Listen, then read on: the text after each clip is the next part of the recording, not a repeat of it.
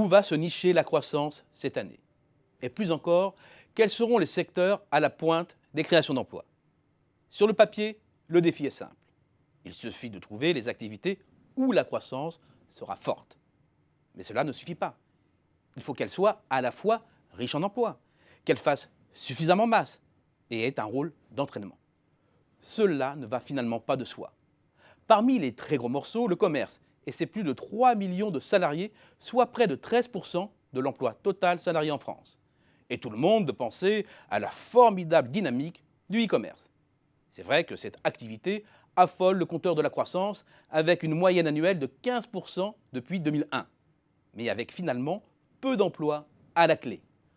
Entre 2000 et 2016, près de 270 000 emplois ont été créés dans le commerce, un chiffre à comparer aux 45 000 emplois environ du e-commerce. En partant de l'hypothèse qu'ils ont tous été générés depuis le début des années 2000, cela explique moins de 17% de la hausse. Ce sont donc les formes traditionnelles du commerce et leur déclinaison omnicanale qui drainent encore l'essentiel des créations d'emplois. Avec le ralentissement de la consommation, les créations devraient ralentir aussi. Mais la barre des 20 000 devrait rester à portée de main cette année. Autre grand créateur d'emplois, l'ensemble action sociale, hébergement, médico-social. Un vaste fourre-tout à la limite du secteur marchand et non marchand, mais qui pèse lourd en termes de création d'emplois. Cette activité bénéficie de son fort ancrage territorial et de la montée des besoins liés à la dépendance et à la vieillesse.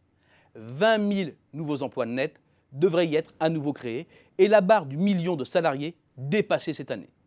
Avec néanmoins ce bémol, certaines entreprises ne font que consolider et organiser l'emploi émietté de leur secteur qui relevait majoritairement d'une logique de gré à gré. 2017 signera aussi le grand retour de deux secteurs traditionnels. D'abord, celui du BTP et de ses 1 600 000 emplois, soit 6% de l'emploi total. Bonne nouvelle, l'activité s'accélère sur tous les compartiments de marché. Côté bâtiment, le neuf est sur une pente croissante, aussi bien dans le logement que dans la construction d'autres locaux. De plus, les perspectives sont bonnes, avec une demande de permis de construire encore plus haute. Comme l'ancien est à l'unisson, tous les moteurs poussent dans le même sens. Les travaux publics sont dans la même séquence, notamment grâce à l'envolée des prises de commandes liées au projet du Grand Paris et au plan de relance autoroutier. Or, dans les bonnes années, comme 2006 ou 2007, le BTP est capable de générer à lui seul environ 75 000 créations nettes d'emplois. Nos prévisions seront beaucoup plus modestes. D'abord parce que le BTP sort d'une crise terrible. Il faut donc que la croissance s'installe, que les effectifs tournent à plein avant de refaire le plein d'embauche. Ensuite, cela passera avant par la case intérim. C'est déjà le cas avec un nombre d'intérimaires en hausse de 10% environ en 2016. Cela laisse espérer au moins 15 000 créations nettes d'emplois cette année, et c'est sans compter les emplois induits, notamment dans la filière des matériaux de construction. Dans l'industrie, c'est une fois de plus dans la filière transport, au sens large, que les espoirs reposent avec l'automobile et la filière aéronautique en poisson pilote. Comme pour le BTP, la case préliminaire, c'est l'intérim. Comme pour le PTP, la fabrication de matériel de transport a connu une année 2016 difficile en matière de création d'emplois.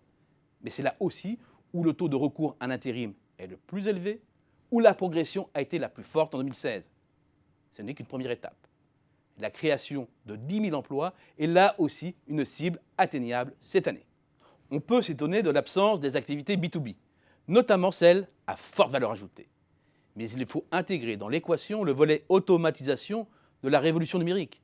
Les algorithmes sont susceptibles de prendre en charge un champ de plus en plus large d'activités humaines, avec à la clé des disparitions de postes et une bipolarisation de l'emploi. De même, la numérisation, le développement continu des nouvelles technologies créent de nouveaux besoins, donc de nouvelles compétences et de nouveaux métiers. Mais il ne faut pas oublier que le centre de gravité reste l'ancienne économie et que c'est encore là que se situent massivement les emplois et la création de richesses en France.